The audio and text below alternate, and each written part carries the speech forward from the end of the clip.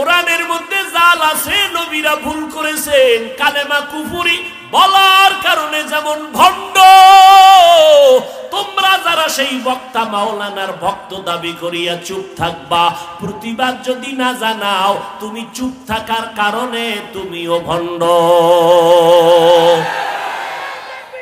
মেরা এজাজো করদন বেহিসাব, খলকে রাদাদন জওয়াবে বাসওয়াব, হক না দারাদ দোস্তে খলকা জারেরা, নিস্তে ই খসলত একে দিনদারেরা। বেঈমানের কাছে তাবলীগ করব, এই তাবলীগের দুশমনেরা কয় তোমরা মুসলমানের কেন তাবলীগ করো? তোমরা হিন্দুদের কাছে যাও, হিন্দুদেরকে দাওয়াত দাও, খ্রিস্টানদেরকে দাওয়াত দাও, তাদের কাছে আমার মোহাব্বতের দাবি, আমারে তোমরা মিলিয়ে সবাই হিন্দু পাড়ায় পাঠায় দাও, যাব। আমাকে তোমরা খ্রিস্টান পাড়ায় পাঠাও, গির্জায় গিয়া দাওয়াত দিব। কিন্তু কখন 12টা মাস ফজরের পরে বয়ান, জহুরের পরে বয়ান করলাম বিবারিয়া নবীনগর, এখন বয়ান করি এখানে, আগামী আবার রাত্রে চলে যাব আর এক জায়গায়। 12টা মাস 365 দিনের একটা দিনও কম নাই। ফজরের পরে বয়ান, মাগরিবের পরে বয়ান, এশার নামাজের পরে বয়ান। পারলে মানুষ চায় ফজরের আগে বয়ান দিবেন, রাত্র 3টায় দিলেও নিবে, রাত্র 4টায় দিলেও নিবে। এই বয়ানগুলো কারে করি? মুসলমানের এই তো করি, পায়ে ধইরা ধইরা বয়ান করি, মনে হয় জানো আপনাদের টাকার কেনা গোলাম আমি, এত বিনয় হইয়া বয়ান করি, পায়ে ধরে ধরে বয়ান করি। বয়ান করে কি বুঝাই জানেননি? চরমনাই না গেলে জাহান্নামে যাবে, তাবলীগ না করলে জাহান্নামে যাবে, এই কথা তো একবারও বলি না। বাসকুল্লি টুপি মাথায় না দিলে জাহান্নামে যাবে, একবারও বলি না। কওমি মাদ্রাসায় না পড়লে গুনাহ হবে, একবারও বলি না। এত চিল্লাইয়া 12টা মাস খানা নাই, ঘুম নাই, এত কষ্টের উপরে কষ্ট। ও আল্লাহর বান্দারা, বুঝাইয়া এত চিল্লাইয়া 2টা স্লোগান অন্তরে ঢুকাইতে চাই। ও দুনিয়ার নবীর আশিকের দল, 2টা স্লোগান কলবের মধ্যে ঢুকাও। যতদিন বেঁচে থাকবা গোলামি করবা আমার আল্লাহর, যতদিন বেঁচে থাকবা আদর্শ মানবা মদিনাওয়ালার। আর কারো গোলামি করা যাবে না, আর কারো আদর্শ মানা, কোন পীর সাহেবের গোলামি করা যাবে না, হারাম। কোন পীরের আদর্শ মানা যাবে না, হারাম। আল্লাহর গোলামি কেমনে করবা? অন্ধের মতো, অন্ধের মতো গোলামির ব্যাখ্যা হলো কোনো প্রশ্ন নাই, এটা এমন কেন, ওটা এমন কেন।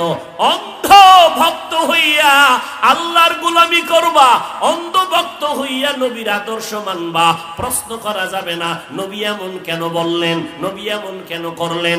অন্ধ ভক্ত হইবা 2 জনার, একমাত্র আল্লাহ আর নবীজি।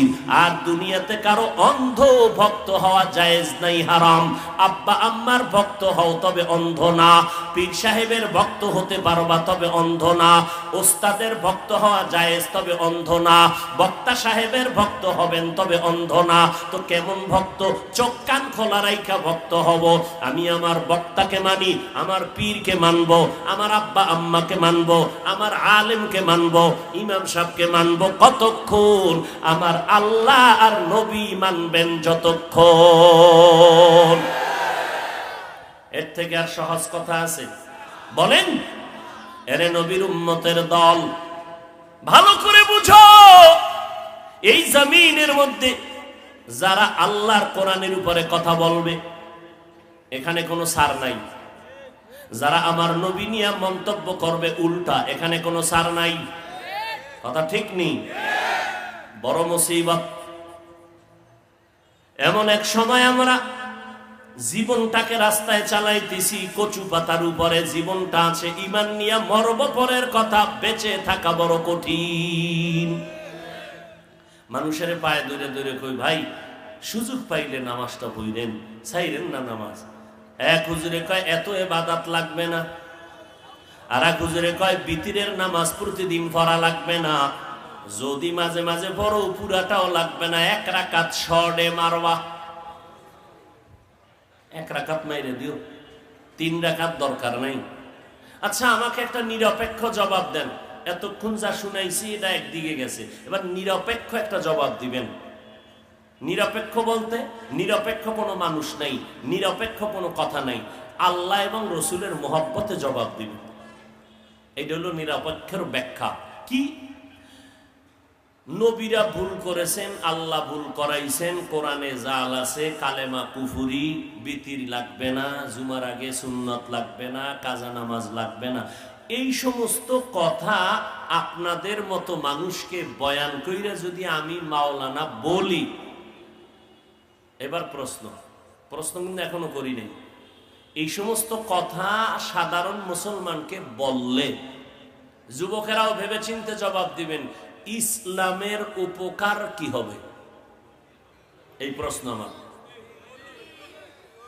খুব চিন্তা করে বলবেন। কাজা নামাজ লাগবে না এই কথা বললে ইসলামের লাভ কি? হ্যাঁ, নবীরা ভুল করেছেন, সাহাবায়ে কেরাম ভুল করেছেন, এই সমস্ত বয়ান আপনাদের শুনাইলে ইসলামের উপকার কি বলেন তো? কোরআন শরীফে জাল আছে, এই কথা বলার দ্বারা ইসলামের লাভ কি? হ্যাঁ, আহা, আশ্চর্য হওয়ারও তেমন কিছু না, কারণ ১৫০০ বছর আগে রসুল ইনজেকশন দিয়েই গেছেন। قال النبي صلى الله عليه وآله وسلم ألا إن شر الشر شرار العلماء وإن خير الخير خيار العلماء। এ দুনিয়ার উম্মতের দল, দুনিয়াতে উলামা থাকবে দুই দল, এক দল ভণ্ড আর এক দল হক। উলামা এক দল ভণ্ড, এদের মতো খারাপ আলেম মানুষ জমিনে আর কেউ হবে না। আবার এক দল উলামা থাকবে চূড়ান্ত ভালো, এদের মতো ভালো মানুষ জমিনে আর থাকবে না। প্রশ্ন বড় জটিল। হাফিজ ভাই, মদিনার নবী উলামায়ে কেরামদেরকে মাথার মুকুট বললেন, কলিজা মেনে নিল, দিলটা শান্ত হলো, কিন্তু উলামাদের এক দলকে নবী খারাপ বললেন কেন? তার 1 সেকেন্ড 5 সেকেন্ডে জবাব নিয়ে নাও। এই জমিনে লক্ষ লক্ষ গাঞ্জাখোরেরা, মদখোরেরা, জুয়া খেলনেওয়ালারা ইসলামের যেই পরিমাণ ক্ষতি করতে না পারবে, একজন টুপিওয়ালা ভণ্ডের দ্বারা ইসলামের ক্ষতি আরো 1000 গুণ বেশি হয়ে যাবে। আল্লাহ হেদায়াত দান করুন। আল্লাহ মুমিনকে কেন বললেন সাহায্য কামনা করো, বেঈমানকে কেন বলেন না বেঈমানেরা জান্নাত পাবে না, জান্নাত পাবে শুধু মুমিন? আবার মুমিনের মধ্যে 72 দল জাহান্নামী, এক দল জান্নাতি। ওই এক দলের পরিচয় শুধু মুহাম্মদ রে মানলে হবে না, সাহাবায়ে কেরামদেরকেও মানতে হবে।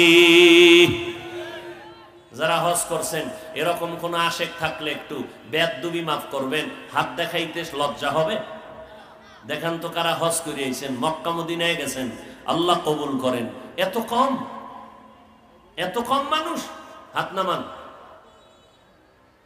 আজকে থেকে নিয়ত করবেন, হজ ফরজ হয়ে রয়েছে খবর নাই, আসলে কপালে থাকতে হবে। তো বিষয়টা হলো এইটা, হজের টাকা আছে অনেকের, কপালে নাই, যাবে কেমনি? টাকা আছে, যাও না কেন? আব্বা আম্মারে না নিয়ে কেমনে যাই? শয়তানে লাগাইছে এক পেস।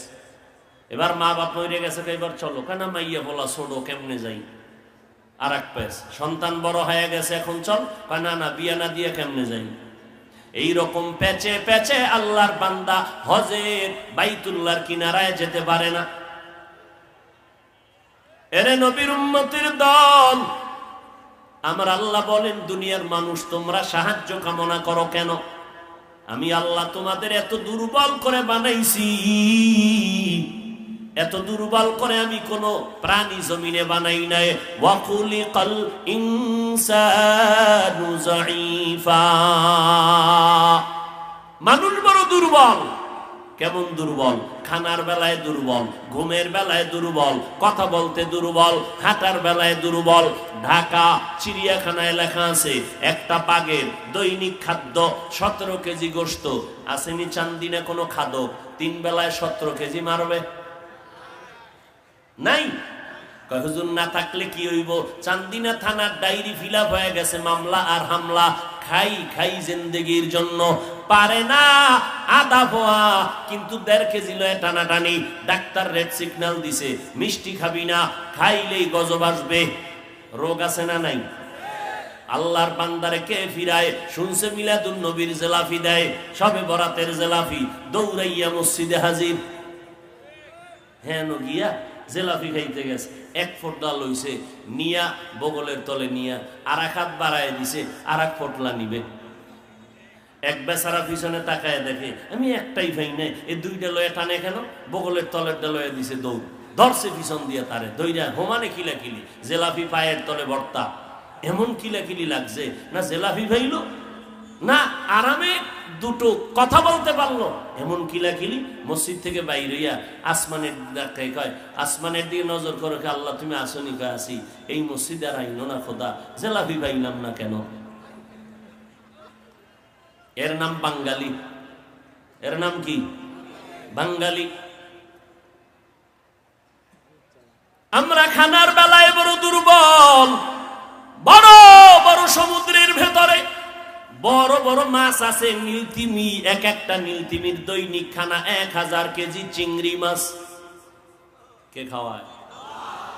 বড় বড় পাহাড়, কোহে কাফ, ওই পাহাড়ে প্রাণী বসবাস করে, সিমরক। এক একটা সিমরকের জন্য দৈনিক খানা 40টা মোটা তাজা হাতি। কে খাওয়ায়? সমুদ্রের একটা মাছ না খাইয়া মরে না, জঙ্গলের কোন প্রাণী না খাইয়া মরে না। আশরাফুল মখলুকাত মানুষ কেন না খাইয়া কষ্ট পায়? গাদ্দারি করো যে এই জন্য। জঙ্গলের প্রাণী আল্লাহর ডিউটি পালন করে, কারোর সাথে বেয়াদবি করে না। নদীর মাছ বেয়াদবি করে না, এই জন্য ওদের রিজিক বন্ধ হয় না।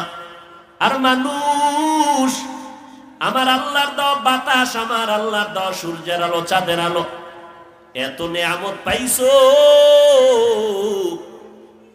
এই জমিনটা নিজের টাকা দিয়ে কিনছেন, রেজিস্ট্রি করলেন, করিয়া এবার মিস্ত্রি ভাড়া করলেন, রড সিমেন্ট বালু দিয়ে 3 তলা বিল্ডিং করলেন, ডুপ্লেক্স। বিল্ডিং করার পর প্যান্ট শার্টটা ইওয়ালাও বিচারায় কয় ট্যাক্স দিবা আগামী বছর। আরে আমার টাকা, আমার বিল্ডিং, মিস্ত্রি খরচ আমার, রড বালু সিমেন্ট আমার, ট্যাক্স